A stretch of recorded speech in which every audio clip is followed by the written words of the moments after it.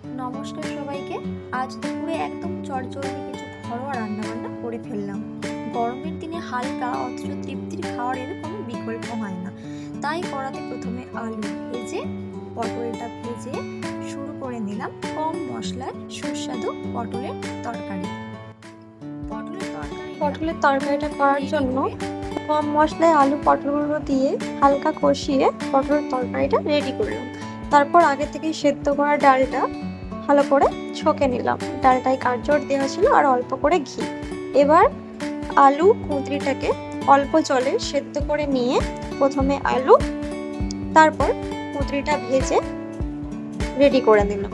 এবার পরিবেশনের পালা। প্রথমে গরম ভাত, তার উপরে একটা লেবু, তার সাথে একটা কাঁচা লঙ্কা দিয়ে পরপর আলু ভাজা, তারপর কুঁদরি ভাজাটা দিয়ে তার পাশে একটা বাটি বসিয়ে দিয়ে দিলাম ঘন মুগের ধোঁয়া ওঠা ডাল।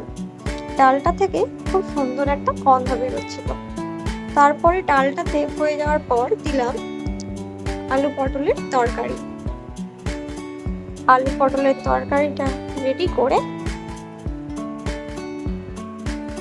তারপর পরিবেশন করলাম ভাত, লেবু, লঙ্কা, আলু ভাজা, কুঁদরি ভাজা, ডাল আর